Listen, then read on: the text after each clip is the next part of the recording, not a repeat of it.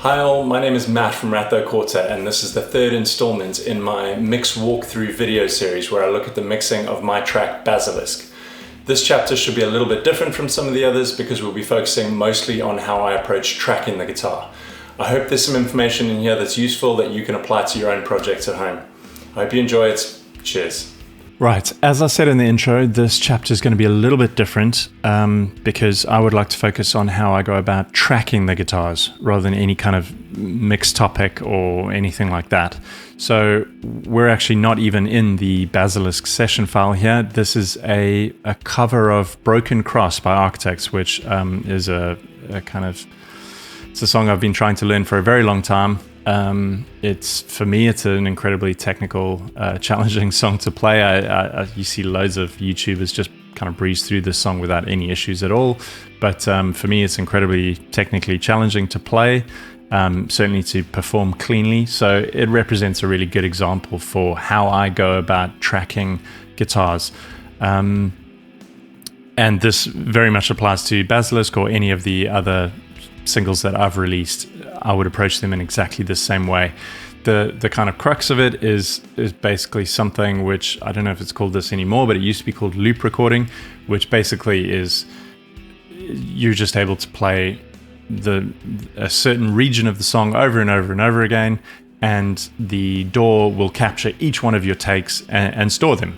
And then quite quickly and easily, you can select different regions of those takes, and the DAW will automatically comp it together for you as a kind of. So what you ultimately get is you get like kind of like the best performance that you could ever manage, because it's while you might not be time stretching anything or kind of like moving the waveforms around, which is something I kind of prefer to avoid. I would rather it be my performance, but I don't mind if it comes from a variety of different takes. So you end up with kind of like the perfect take, the perfect comped take out of a range of different takes. So that's a way I approach tracking my guitars. It's quite painstaking at times. It's incredibly analytical, but honestly, I think it's pretty key to making my music sound the way it does. Like for me, it's really important for those takes to be as good as I can possibly get them with my own hands performing the part. It's key to making all the different instruments sound legible in the mix, and it kind of makes the mixing process easier. I'd argue this is more important than the mixing process in a way, which is why I wanted to include this.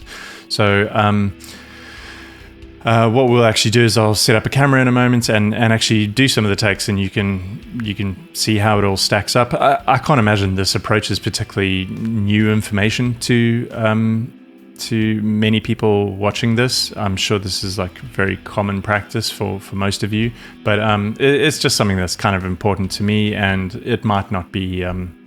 Maybe some people will learn something from it.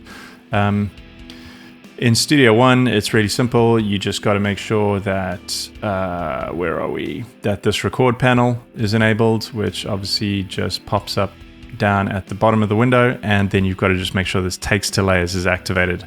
I don't know exactly how the implementation of this works in other software, but this is how it works in Studio One. What it means then is that when you do a take like this, you can see this is like a take that I finished. What it means is you can hit this expand layers, and you can see all of the different takes that I've done just over and over again, just repeating the part. Many takes here. You can see obviously some of these in the beginning didn't go very well, but then I've obviously managed to get it, and I've managed to play the part the whole way through. So I will just collapse this again and mute that one. And this is one where I've actually started editing already. And as discussed, this is an incredibly challenging song for me to play. So you can see I'm doing lots of very little fiddly edits. Ideally, what I would do is just choose like one whole part and have that ideally like one of my takes would just be that would be the perfect performance. But more often than not, I'll find a take where I've kind of mostly played everything okay, and then I'll need to kind of make like little selections. Say, for example, I didn't think this part, like I didn't perform the riff, you can kind of see maybe I'm not quite in time or whatever. Then I would just kind of swipe across and now I've selected a different portion of a different take for that portion of the riff. And if I scroll up, you can see that obviously it's building this comp already for me, just like with minimal effort. So let's do a couple takes and see how it goes. Okay, so I will now attempt to track the main key riff in this song. I'm using my LTD MH401B FM, which is a 67-inch baritone LTD with a Horizon body shape, which is really nice guitar. I've done a few warm-up takes, but let's just let's have another few goes and see how we get on.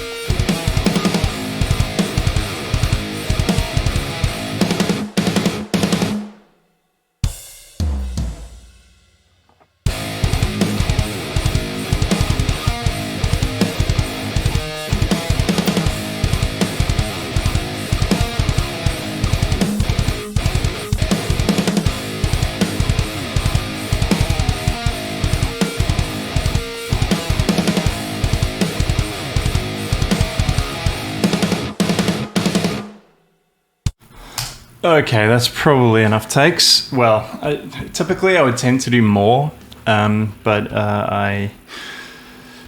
obviously we've got to try and keep this relatively brief.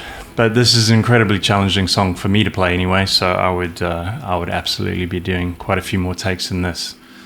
Okay, so with that tracked, let's just expand these layers, and yeah, I would probably just listen through to each of these takes and try and figure out which was the one I played best. I might even have a feeling about which one that was from when I was actually tracking it. I think I probably did a bit better in the first take than I did in any of these, but you know, we could just start listening through to a little region of this song and see how I've done. Just going to turn it down just a touch.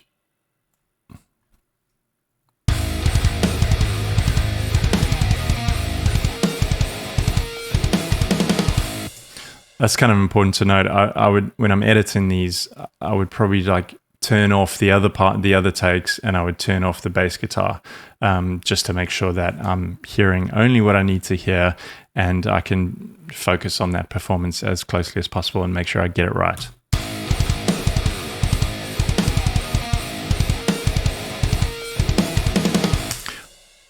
Okay, so maybe when we're listening to that, we kind of go, right, I played it pretty well over here, but then when we get to the kind of the second portion of the riff, I've not played that particularly well, and that harmonic didn't work that well, and also there was clearly multiple notes ringing out against each other here, and I hadn't muted it as well as I should have muted it.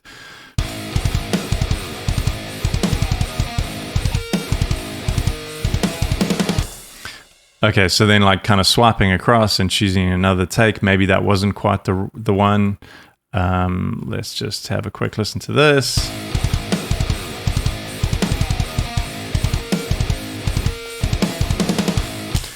Okay, I mean, it's not perfect, but that was definitely better. So now let's say we kind of worked our way through this entire riff and we're happy that these were the takes that were working. So what I would do is just collapse this.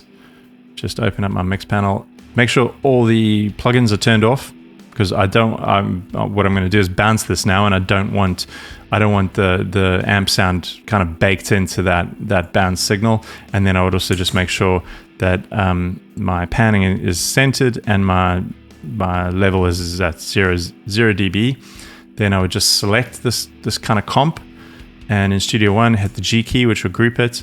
And then once again, the Studio One shortcut is Control-Alt-B, which is bounce to a new track. And so that will take this kind of grouped comp of takes and bounce it out. So now this is just raw DI, no amp sound on this, but it is all comped and it's bounced out as a new track. And then this would be the start of my final guitar takes. You know, I'd probably kind of trim this up and maybe like kind of, I don't know, just like fade it in or whatever, depending on how the song needed to be. And I would slowly build these up. And what I would end up doing, the song is quad tracked, so hence the 4 different rhythm guitars. What I would end up doing is probably all of these where I'm still working on the takes and I still have all of this I still have this data all live here. I would retain these. I'd probably like group them and then hide them from the main session, but just keep them just in case. Once I've kind of put everything in and I've turned the bass guitar on and I've got all 4 rhythm guitars kind of going at the same time and they panned and I can hear them all together. If I feel like they aren't working properly and I need to go back to these edits and maybe I need to like, oh, okay, cool. When I picked this little region, it sounded good to me in isolation, but now that I hear it next to the other guitars, it doesn't work quite as well. And actually I need to pick another one from another spot where it works a bit better with everything. I can still do that because I've got all those takes.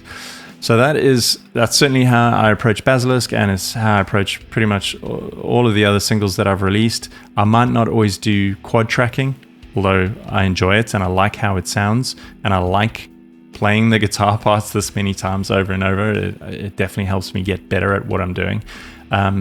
But typically this is kind of how I approach it. I try to avoid any kind of time stretching or anything like that. That doesn't seem that much fun to me. But this kind of editing, while it is time consuming and painstaking, I do find it quite satisfying because I know that like I've managed to get the best possible performance I can get. Hopefully in a week or two's time, we'll jump back into the Basilisk session and we can look at how I mixed those comped guitar takes. Cheers.